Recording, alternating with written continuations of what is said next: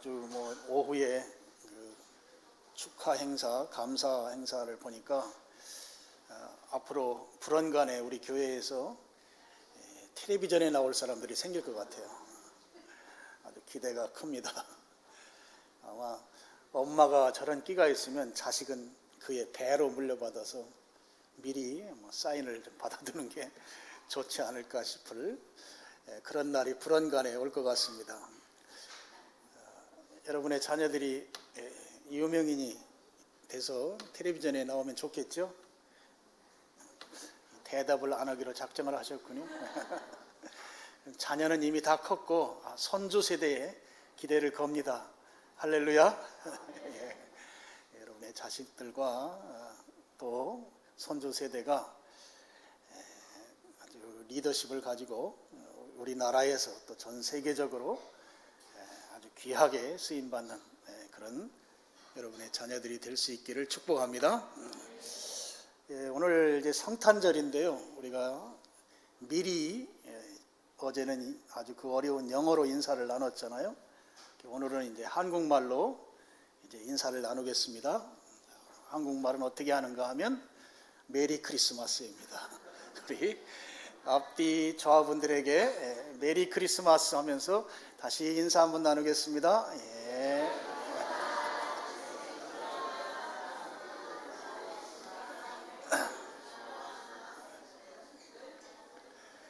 그게 한국말인 줄 모르셨죠? 예, 감사합니다. 예, 오늘 읽은 이 말씀은 여러분들이 잘 아는 말씀입니다. 동방 박사들이 아기 예수님께 와서 경배 드린 내용이죠. 우리 성경에 경배라고 쓰여 있는데요. 이 말은 예배라는 말입니다. 헬란 말 자체가 프로스키네오에서 우리 제자 훈련하면서 예배의 삶을 공부하신 분들은 일과에서 이 원어를 가지고 예배의 정의를 잘 분류해서 공부합니다. 거기에 나오죠. 직접 예배 행위를 표현할 때 쓰는 말입니다. 그래서 이 경배는 이게 바로 예배구나 이렇게 이해하시고 보시면 되겠어요. 그러니까 동방 박사들이 아기 예수님께 예배드리는 내용인데요.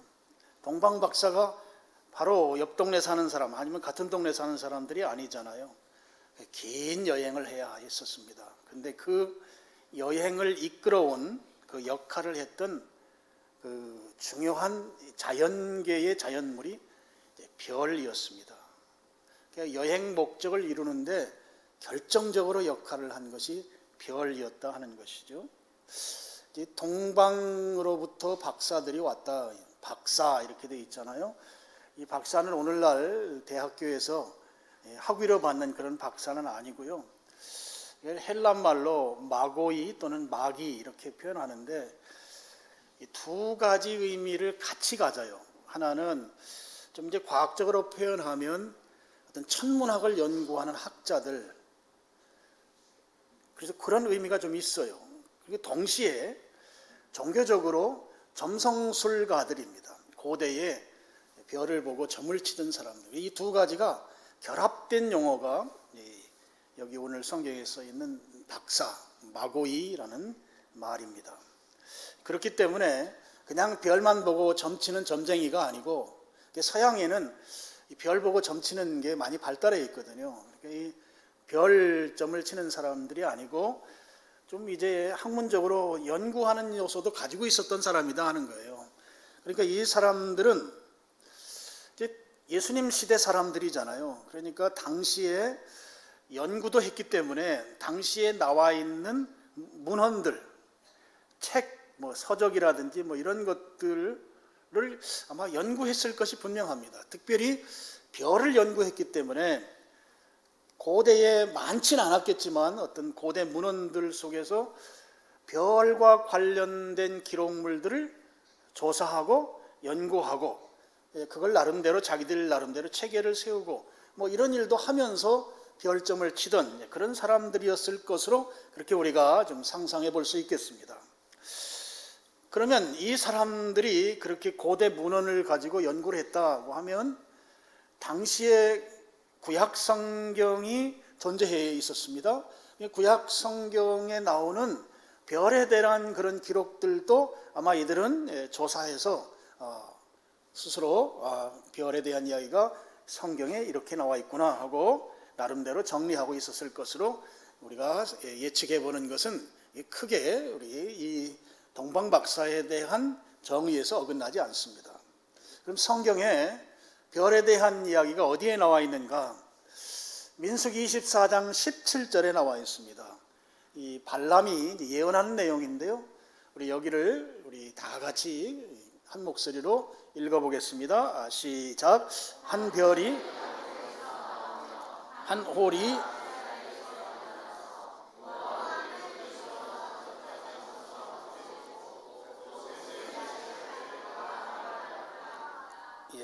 여기에 보면 별이 야곱에게서 나오고 규라고 하는 것은 그 왕이 이렇게 손에 잡고 있는 이렇게 여러분 예수님 시대에 그 로마 황제가 이렇게 손에 잡고 있는 요만한 막대기 있어요. 이게 규입니다. 왕권을 상징하는 것이죠. 이제 그것을 든 분이 이스라엘에게서 일어난다. 그래서 모압 이쪽과 저쪽을 쳐서 무찌르고 또 셋의 자식들, 이 셋은 모압을 이야기하는 그 별칭입니다. 그러니까 모압의 후손들, 이 후손들은 전체적으로 따지면 그 아말렉 족속들을 다 포함하는 거죠. 그들을 다 멸할 것이다. 이런 예언이 이제 발람에 의해서 민수기에 기록이 되어 있습니다. 그러니까 지금 저 말씀을 보면 아주 강력한 왕이 한 사람이 나와가지고 그 유대 지경을 다 평정할 것이다. 이런 아주 어마어마한 예언을 지금 한 것이죠. 그럼 이 동방 박사들이 이런 내용들에 대해서 그런 이제 문헌을 연구하는 그런 학자적인 관점을 일부 가지고 있었기 때문에 성경에 나온 것을 그들이 지식으로 가지고 있었을 것이 분명하다 하는 거예요. 왜 그렇게 우리가 생각할 수 있느냐 하면 지금 동방 박사들이 역사상 나타나지 않았던 별을 발견했습니다. 그리고 그 별을 발견하고 그들은 이 별이 그 성경에서 말한 유대인의 그 왕, 아주 강력한 통치 권력을 가진 그 왕이 나타난 그 별로 그들은 확신했던 것이죠. 이들이 얼마나 강력하게 확신을 했는가 하면 동방 박사들이 장거리 여행을 결심할 만큼 그만큼 확신을 주는 그런 별이었다고 하는 것입니다. 자, 2절을 보시면 유대인의 왕으로 나신 이가 어디 계시냐? 우리가 동방에서 그의 별을 보고 그에게 경배하러 왔노라. 예배하러 왔다 이것이죠. 그러니까 여러분 이 구절 그냥 간단하게 한 구절로 딱 쓰여 있는데요. 별을 보고 동방 사람들이 그 별로 인해서 유대 땅까지 와서 그 별의 주인공에게 예배를 드리겠다고 할 때는 이 한 줄로 간단히 써놓는 것으로 끝날 수가 없는 부분인 것이에요. 왜냐하면 그렇게 여행을 하려면 많은 비용을 지출해야 합니다. 그리고 안전이 담보가 되지 않아요. 그 여행길이라고 하는 것이. 위험을 감수해야 합니다. 그런 것들을 충분히 감수하면서 유대 땅까지 와야 하는 그 결정을 해야 하는 것이기 때문에 그들 앞에 나타난 별이라고 하는 것은 이게 보통 우리가 생각하는 그 정도 수준의 별이 아니라고 하는 걸 우리가 충분히 알 수 있는 것이죠.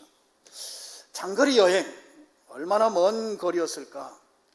이 동방이라고 하는 곳을 이제 성경 원문 그대로 보면 해 뜨는 곳이라는 뜻이에요.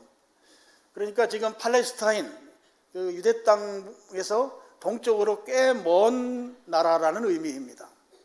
그럼 그곳이 어디일까? 이제 보통 학자들이 이제 짚어내기를 지금 현재 이라크, 또 이라크보다 더 먼 곳이 이란이죠. 이란 또는 그 남쪽으로 사우디아라비아, 뭐 이 세 나라 중에 한 나라일 것으로 그렇게 보고 있습니다. 그럼 이제 중간쯤으로 따져서 이라크를 이제 만약에 이라크에서 이 사람들이 왔다고 하면 이라크에서 베들레헴까지가 약 1000km 정도 거리가 돼요. 1000km를 당시에는 걸어서 이동을 했단 말이죠. 도보로 했기 때문에 아주 건강한 사람이 걸으면 한 달이 조금 넘게 걸립니다. 한 달 넘는 기간을 걸어서 베들레헴까지 와야 하는 것이죠. 왕복이면 2달 보름은 넉넉히 걸린다고 볼 수가 있습니다. 그래서 이 2달 넘는 기간을 그들은 걸어서 이동해야 되는 것을 감수하는 것이죠.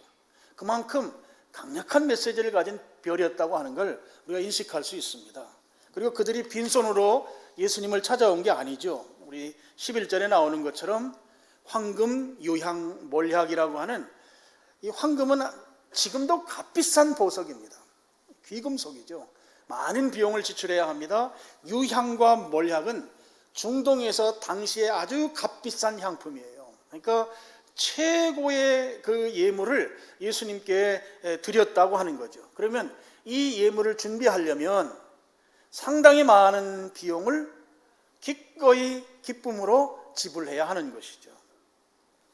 당시에 교통수단이 오늘날 같이 비행기가 있는 것도 아니고 하기 때문에 걸어야 합니다. 그리고 짐은 낙타에 이제 싣고 가야 하죠. 그러니까 도보로 여행하기 때문에 아까 말씀드린 대로 강도의 위험이 있고요. 또 들짐승들의 위험이 있습니다. 이게 상존하죠. 그럼 말이 있는데 말은 예수님 시대에는 말은 전쟁할 때만 사용했어요. 여행할 때는 사용하지 않았어요. 주로 이제 낙타에게 짐 싣고 걷는 것이 대부분이었습니다. 그러면 이들이 여행을 하려면 우리 세 사람으로 나와 있는데 이 세 사람은 성경에는 표현되지 않았어요. 찬송가에만 나와 있고 세 사람보다는 훨씬 많은 사람들이 아마 여행했을 거예요. 그러니까 여행의 안전을 위해서 그냥 이 동방 박사들만 여행한 것이 아니고 그들을 지켜줄 호위병들까지 대동했을 것이 충분히 우리가 예측해 볼 수 있는 부분입니다. 그럼 호위병과 함께 이동하려면 그 한 달 넘는 기간을 이동해야 하고 또 그 사람들과 함께 이동하고 예물을 준비하고 모름지기 엄청난 비용을 지불하지 않으면 동방 박사들이 베들레헴까지 이동해서 예수님께 경배하는 일, 예배하는 일을 한다고 하는 거, 이거 결정하는 거 그렇게 녹록지 않다고 하는 것이죠. 그만큼 그들이 기꺼이 대가를 지불하면서 베들레헴까지 오기로 결정한 데는 그 별의 주인공을 나타내는 그 별이 얼마나 강력한 메시지를 주었을까. 우리는 그 별이 어떤 형태로 그들에게 나타났을지는 모르겠지만 그들에게 나타난 별이 그냥 유대인의 왕이 나타났구나 하고 감동 먹는 정도가 아니고 그들로 하여금 많은 비용과 신변의 안전의 위험을 무릅쓰고 그 장거리 여행을 결정할 만큼 그렇게 강력한 메시지가 있는 별이었다 하는 거예요. 우리가 그냥 성경에 한 구절로 쓰여 있기 때문에 지나가지만 그렇게 간단한 것이 아니다 하는 것이죠. 어쨌든 그렇게 그들은 위험을 무릅쓰고 희생과 헌신과 헌물을 결단하고 별을 따라서 베들레헴까지 왔습니다. 그리고 우리 성경에 나온 대로 예수님께 예배를 드리는, 예물을 드리면서 예배를 드리는 일을 했습니다. 그때까지 별은 촘촘히 그들을 인도해 왔습니다. 자, 우리가 이 내용을 잘 아는 내용이죠.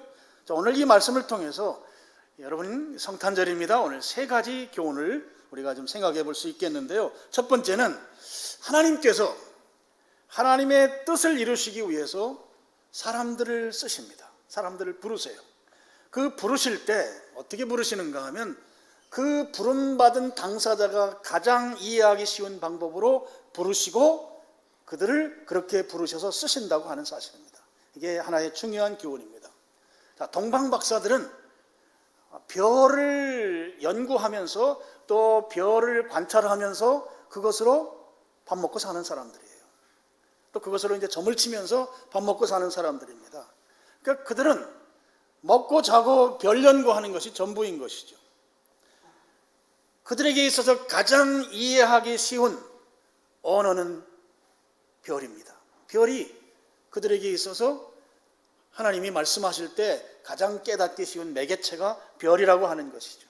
그렇기 때문에 그들 앞에 나타났던 그 별을 통해서 그들은 행동을 할 수가 있었습니다. 많은 희생을 기꺼이 감수하는 행동입니다. 또 예를 들어서 모세를 보시면 모세 같은 경우 애굽에 살다가 미디안 광야로 나와서 살 때 목자로 살았어요. 목부로 살았습니다. 양을 쳤습니다. 양을 치는 중간에 들판에서 양을 치다가 그는 떨기나무가 불타는 모습을 보고 하나님의 음성을 듣습니다. 들판에는 그 떨기나무가 곳곳에 많이 있습니다. 그 들판에 있는 모세였기 때문에 양을 치고 있는 그 중간에 불타는데 꺼지지 않는 떨기나무를 통해서 모세를 부르시는 그 하나님의 음성이 그가 가장 이해하기 쉬운 방법으로 그 매개체로 하나님 말씀하신다 하는 것이죠. 그럼 베드로를 예를 들어 볼까요? 베드로는 갈릴리 호수에서 물고기를 잡아먹고 사는 어부였습니다. 누가복음 5장에 보면 그를 부르는 첫 내용들이 나오는데요, 예수님께서 그의 배를 빌려서 말씀을 전한 후에 그가 배를 주님께 빌려줬던 그것에 대한 대가였는지는 모르지만 예수님께서 야, 배를 가지고 가서 그 깊은 데 가서 그물을 한번 던져라 그랬어요. 그랬을 때 그 말을 순종했습니다. 그물이 찢어질 정도로 많은 물고기를 잡아요. 베드로가 아주 그런 기적 같은 일을 2번 경험하죠. 처음 주님이 부르실 때의 그 물고기 잡는 장면, 그 다음에 타락해서 세상으로 나갔을 때 다시 리콜링이죠. 다시 부르실 때 또 한 번 물고기를 이렇게 많이 잡습니다. 물고기 잡는 어부였기 때문에 물고기를 상상할 수 없을 정도로 많이 잡는 방법을 통해서 하나님 말씀하신 거예요. 그러니까 지금 우리가 분명하게 알아야 될 것은 하나님이 말씀하시는데 그 말씀을 듣는 자가 가장 이해하기 쉬운 방법으로 말씀하시는 하나님이시다 하는 것입니다. 내가 잘 이해할 수 있는 방법, 그것을 매개체로 사용하셔서 하나님이 오늘도 여전히 우리에게 말씀하신다는 사실을 믿으시기를 축원합니다. 우리의 직업을 통해서 말씀하실 수 있고요, 여러분이 하고 있는 전공을 통해서, 여러분과 함께 일하고 있는 이 동업자를 통해서, 또 여러분의 또 하는 일들을 매개체로 해서 하나님은 충분히 말씀하실 수 있다고 하는 사실을 여러분이 꼭 기억하시고 그 속에서 하나님의 음성을 들을 수 있어야 하는 것입니다. 하나님이 우리가 이해하기 어렵도록 말씀하는 분이 아니죠. 그러면 우리 하나님이 아니시지 않겠습니까? 내가 가장 잘 이해할 수 있고 알아들 수 있는 방법, 그 방법으로 우리에게 메시지를 주신다고 하는 이 사실이 오늘 동방박사를 통해서, 별을 통해서 말씀하신 하나님이 오늘 우리에게도 우리가 가장 이해하기 쉬운 방법으로 말씀하신다 하는 사실을 여러분이 꼭 기억하고 그 메시지를 잘 들을 수 있기를 바랍니다. 그리고 듣고 그대로 순종하는 여러분 되기를 축복합니다. 또 한 가지 교훈이 있습니다. 예배를 위해서 들어가는 희생과 비용, 지출은 아까운 것이 아니다 하는 교훈입니다. 여러분, 동방박사들이 예수님께 예배하기 위해서 그들이 기꺼이 많은 비용을 지출했습니다.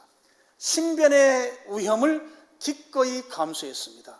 우리 성경에 보면 동방박사들은 딱 한 가지 목적으로 베들레헴까지 여행했어요. 그 한 가지 목적은 예수님께 경배하는 것, 예수님께 예배하는 것, 이 한 가지를 위해서 기꺼이 많은 비용을 지불했다 하는 것이죠. 예배를 위해서 많은 수고와 비용을 들였지만 놀랍게도 우리 성경에서는 그것에 대한 치사가 없어요. 그것에 대해서 아무 언급도 하지 않아요. 그 왜 언급하지 않으실까? 이렇게 큰 비용을 들여서 이 동방박사들이 베들레헴까지 왔으면 야, 너희들 참 잘했다, 뭐 칭찬이라도 한마디 적어놓으면 얼마나 좋겠어요? 근데 성경에 그것과 관련한 언급이 한마디도 없어요. 저는 그렇게 생각합니다. 언급이 없다는 것은 당연한 것이다. 당연하기 때문에 언급하지 않은 것이다 하는 것이죠. 여러분, 우리가 이렇게 살아서 존재하는 목적이 뭐냐 하면 하나님을 예배하는 것입니다. 이걸 좀 깨달았으면 좋겠어요. 우리의 존재 목적이 뭐라고요? 하나님께 예배하는 것입니다. 그래서 이 동방의 박사들이 그들의 신변의 위험을 무릅쓰고 많은 재물을 기꺼이 헌신하면서 예수님께 예배하기 위해서 왔을 때 그것에 대해서 칭찬 한마디 성경은 기록하지 않은 것은 제가 믿기에는 당연하기 때문이다. 그리고 그들로 하여금 예수님께 예배할 수 있도록 이 별이 그냥 동방에 살 때 그때 한 번 하늘에서 휘휘 젖으면서 야, 유대인의 왕이 나타났다고 하는 사인을 주고 그냥 끝난 것이 아니라 그 별은 끝까지 예배의 자리로 이끌어 오셨다는 사실인 것이죠. 얼마나 예배가 소중하면 그 동방 박사들에게 별을 보여주고 그 별이 앞서서 인도에 가서 결국 10절 보면 그들이 이 별을 보고 매우 크게 기뻐하고 기뻐했다. 아기 예수님 계신 곳에까지 끝까지 인도해 온 것을 볼 수 있어요. 하나님은 우리들로 하여금 예배를 받으시기 위해서 이 자연계에 있는 이 자연을 그렇게 강권적으로 움직이시면서까지 우리로 하여금 예배에 올인하게 만드시는 분이시다 하는 것이에요. 예배가 우리에게 있어서 그 어떤 가치보다도 가장 중요한 가치라고 하는 메시지를 오늘 동방 박사들을 향한 이 별의 인도함이 그것을 아주 적나라하게 잘 가르쳐주고 있습니다. 그리고 동방 박사가 예수님께 와서 이 경배 예배했다고 하는 사실은 예수님은 유대인들로부터만 한정된 분이 아니시고 모든 인류가 어떤 희생과 수고를 치르더라도 다 예배에 참여해야 한다고 하는 이 메시지를 너무나 선명하게 우리에게 교훈하고 있다 하는 것입니다. 오늘 모든 사람들은 우리 예수님께 또 하나님께 예배하는 삶을 살아야 한다 하는 것이죠. 어떤 위험이 있더라도 어떤 희생을 따르더라도 그리고 우리가 가진 재물을 기꺼이 드리면서 예배하는 일이 우리가 이 땅에 호흡하는 기본적 목적이다 하는 사실을 믿으시기를 축원합니다. 세 번째 마지막입니다. 우리가 또 한 가지 교훈은 하나님은 우리의 필요를 적절하게 채워주시는 분이시다 하는 것입니다. 동방 박사들이 예수님께 황금과 유향과 몰약이라고 하는 아주 값비싼 예물을 예수님께 드렸습니다. 근데 이 예물은 지금 현재 상황에서 예수님과 그의 어머니 마리아와 또 그의 아버지인 요셉에게 너무너무 필요한 재정적인 그런 요소였습니다. 왜냐하면 헤롯 왕이 2살 이하의 아이들을 다 죽이라는 명령을 내리잖아요. 근데 예수님이 베들레헴에 있다가 죽임당하면 안 되시잖아요. 그래서 마리아와 요셉은 예수님을 모시고 아프리카 이집트로 피신해야 했습니다. 피신을 하는 그 과정, 여정이 많은 비용이 필요한 것이죠. 그때 동방 박사들이 예수님께 드린 그 값비싼 예물은 예수님과 그의 가족이 피신하는데 너무나 요긴하게 사용되었을 것이 분명하다고 하는 것이죠. 여러분 한번 생각해 보세요. 드렸던 예물을 이제 환전을 했든지 아니면 그걸 그대로 사용했든지 그건 잘 모르겠지만 어쨌든 애굽으로 피신해서 애굽에서 또 꽤 오랫동안 계셨는데 그 계시는 동안에 생활비로도 사용하고 여행경비로도 사용하는 그 비용을 누가 제공했는가? 저는 동방 박사들의 이 예물이 그렇게 사용되었다고 저는 믿습니다. 누구도 동방에서 온 사람들이 아기 예수님께 예물을 드릴 것과 그들이 드린 이 값비싼 예물이 예수님이 애굽으로 피신하는데 사용될 것이라고 아무도 상상하지 못했을 것입니다. 그 먼 데 사는 그 사람들이 예물을 가지고 와서 예수님께 드리고, 그런데 그 예물을 통해서 지금 헤롯 왕의 그 2살 이하 아이들 살해 지시를 피해서 애굽으로 피신하는데 그 예물이 가치롭게 사용될 것을 누가 상상했겠느냐 말이에요. 여러분, 우리도 하나님께서 우리가 예측 못할 어떤 재정적 필요가 생겼을 때 하나님이 우리가 상상하지 못한 방법으로 우리의 필요를 공급해 주시는 분이신 것을 이 사실을 통해서 믿으시기를 축원합니다. 하나님은 우리에게 어떤 필요가 생겼을 때, 근데 우리가 가지고 있는 지성으로는 도무지 이 문제를 해결할 수 없을 것 같은 그런 난감한 상황에 처해 있을지라도 예수님 시대의 동방박사를 통해서 그 필요를 공급해 주시듯이 우리도 하나님께서 기적과 같은 방법으로 우리의 필요를 공급해 주시는 분이시다 하는 사실을 믿으시란 말이에요. 여러분, 2024년도에 하나님께서 그런 공급이 여러분에게 풍성하게 임하기를 주님의 이름으로 축복합니다. 이미 여러분 생애 가운데 그런 경험들은 다 최소한 몇 번씩은 다 가지고 계실 줄로 압니다. 가지고 계시죠? 내년에는 그런 일들이 보다 분명하고 보다 풍성하게 여러분에게 임하기를 축원합니다. 하나님은 우리의 필요를 기적적으로 채우시는 분이시다. 지금 당장 죽겠다고 내일 것까지 끌어다가 죽겠다고 하지 마시고, 지금 죽겠으면 주님, 동방박사들을 저에게도 보내주십시오. 한번 해보십시다. 주님, 저에게도 동방박사를 보내주십시오. 그렇게 하면 안 올 것 같아요. 다시 한번 합시다. 주먹 한번 쥐고 좀 기도하는 마음으로, 주님, 저에게도 동방박사를 보내주십시오. 주님, 저에게도 동방박사를 보내주십시오. 할렐루야. 그 은혜가 꼭 있기를 축복합니다.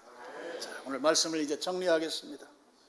자, 동방박사들이 아기 예수님께 예배를 드리기 위해서 오늘 예물을 가지고 와서 예배를 드렸고, 그 드린 예물이 예수님이 애굽으로 피신하는데 요긴하게 사용된 이 전체적인 내용을 통해서, 자, 제가 세 가지 교훈을 말씀드렸어요. 하나는 하나님 말씀하실 때 우리가 알아들을 수 있는 방법으로 말씀하신다 하는 거예요. 하나님이 성품이 고약하셔서, 야, 너 한번 내가 말을 하는데 너 아주 수수께끼처럼 어렵게 내가 말할 테니까 너 알아들어라. 하나님 그렇게 째째한 분 아니세요. 못 알아들으면 알아들을 때까지 알아듣기 쉽게 말씀하시는 분이에요. 요즘은 학교에서 애들이 잠자면 선생님이 깨우지도 않는데, 옛날에는 모르면 깨워가지고 1 더하기 1은 2다 알려주고, 모르면은 사탕 2개 갖다 놓고, 야, 여기 하나 더, 여기다 하나 더 하면 몇 개냐, 2개다, 이렇게 해서 옛날엔 가르쳐 줬거든요. 지금은 상관도 않는데, 지금 같은 선생님이 아니란 말이에요. 주님은 사탕 갖다 줘갖고 모르면 알기 쉽도록 더 쉬운 방법을 통해서 하나 더하기 하나는 2이야, 기어코 주님의 음성을 듣도록 말씀해 주신다 하는 것이에요. 두 번째는 삶의 최우선 가치는 예배다 하는 것입니다. 많은 희생과 재정 지출이 있더라도 포기할 수 없는 것이 예배다 하는 거예요. 여러분, 예배 잘 드리면요, 하나님 복 주십니다. 정말 예배 잘 드리면 하나님 복 주세요. 왜? 하나님이 그거 위해서 우리를 창조하셨고 그거 위해서 우리를 구원하셨기 때문이에요. 자, 세 번째가 우리 그리스도인을 하나님께서 시적절하게 필요를 공급해 주신다. 그런데 그 방법이 우리의 예상을 뛰어넘는 방법으로 공급해 주신다. 이것을 2024년도에 우리가 다 경험하자. 할렐루야. 오늘 성탄절입니다. 주님 오셔서 우리들로부터 동방박사들과 같이 경배받기를 원하시는데, 여러분이 동방박사를 통해서 주신 이 교훈을 마음에 잘 새기고 생활 속에서 동방박사와 함께 우리에게 큰 증거들이 다 경험하는 그런 증거를 여러분이 경험할 수 있기를 주님의 이름으로 축원합니다.